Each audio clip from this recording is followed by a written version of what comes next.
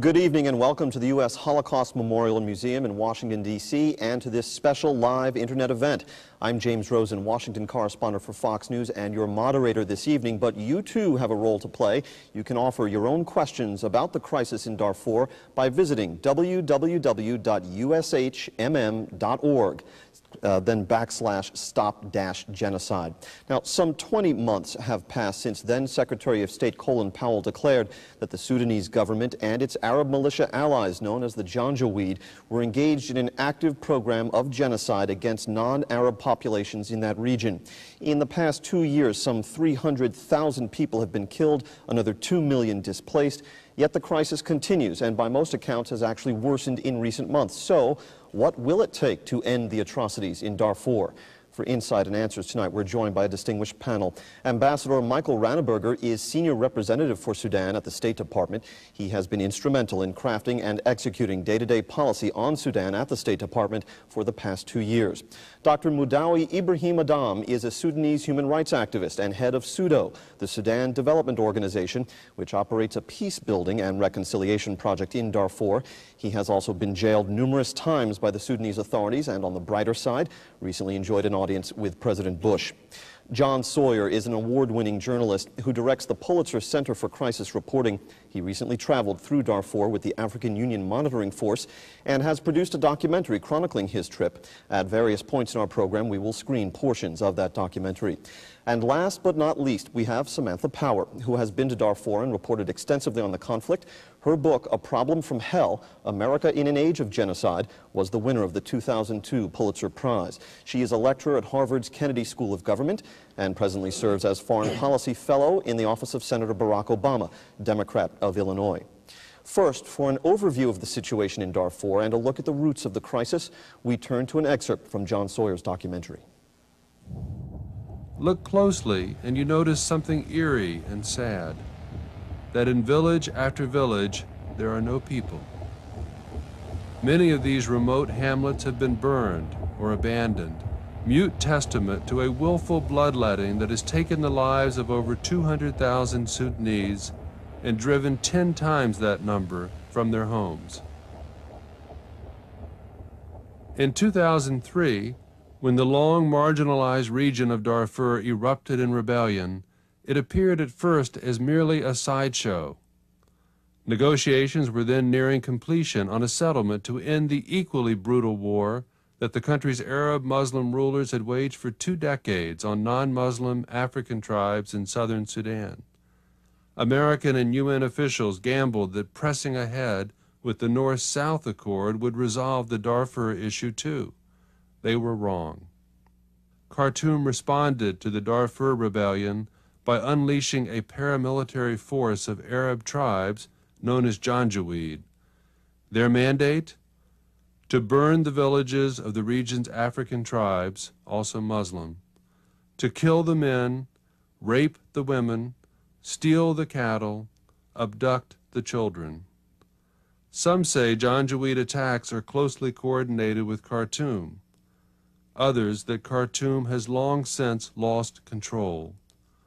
Either way, the result is the same: disaster for the people of Darfur. The latest wire reports today reflect the spread of this crisis across the border into neighboring Chad, with threats by that country's government to forcibly expel the estimated 200,000 Sudanese refugees who have fled there. That raises the question of responsibility that nations besides Sudan, neighbors or otherwise, bear in this situation. And it's natural enough that people around the world might look to the United States, the world's only remaining superpower, for action. I wonder, however, at the outset here, if there's anybody on this panel who would quarrel with the proposition that it is not the United States or any other large power that's observing the situation, whether from near or afar, that has chief culpability for these atrocities and crimes, but actually the perpetrators on the ground. Is there anyone who would quarrel with that proposition? Samantha or anybody? Okay, so now that we have defined that the United States does not bear chief responsibility for these crimes, Ambassador Ranneberger, if I could start with you first in a word, and by a word I mean yes or no, is it the policy of the United States government that genocide is still occurring in Darfur as we speak? Yes, it is. All right. What should the role of a superpower, of this superpower, be in such a crisis? And what grade, honestly, would you give the Bush administration right now? Yeah.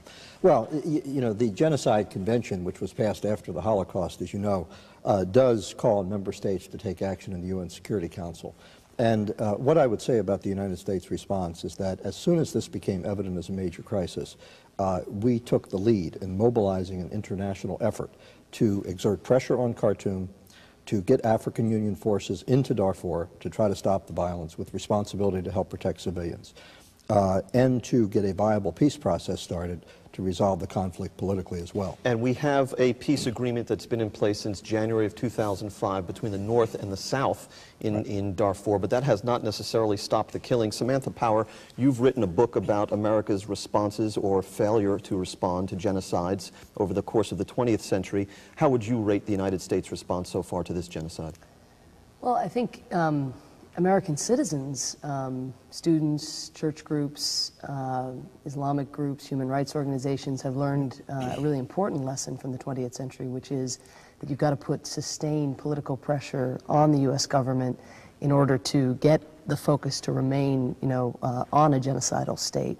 Sudan really has suffered, I think, or Darfur has suffered from lately a sense that it's a chronic problem, rather than that it's a rapidly deteriorating situation. It's a sense of, well, they burned all those villages like John showed in his film, but that was a while ago, and now there are a couple million people in camps, and aren't we feeding them? So I think part of the thing that's really challenging for the U.S. government is, A, it's not going to be the country that's putting its troops on the ground, nor should it be. I think jihadis would likely follow an American troop presence. B, it's obviously very distracted with Iraq and other things at present. And C, it's been able, I think, to sort of tell itself that by basically doing diplomacy, by sending Deputy Secretary Zellick to the region a number of times, and frankly by comparing its performance to that of any other country on the earth, it's doing pretty well. But it's not doing well in terms of actually talking about what civilians need, and that's where we really need to ratchet up the sense of urgency within the administration. Madawi, very quickly, you, of course, have had your life on the line in this situation. You've been sent to jail 3 times, I think, in just a space of a year or so. Do you think the United States should be doing more than it is? I think it should be doing more than it is doing in the right direction, because I think we have to learn from the experience of the CPA that you have been pressurizing the Sudanese government and the rebels to get to an agreement. And this agreement have not been owned by the people, neither in the north nor in the south. I think the US or any international community, they need to have involvement of nationals who exactly know what they need is. And we need to involve people at the grassroots level. I don't think the international community by themselves, they can bring any solution for the country's problems. What about Arab countries? What about the Europeans? Are they doing enough? Should they be doing more? Are they more negligent than the United States has been? I don't think the Arab countries are doing anything, because the Arab countries are siding with the Khartoum government, and they are always taking this official line. But for me, neither the Arabs nor the Africans can do anything more than empowering Sudanese people to get in, to protect Sudanese people, to own the process of making peace or bringing peace to the country. Let's take this moment to move to another subject.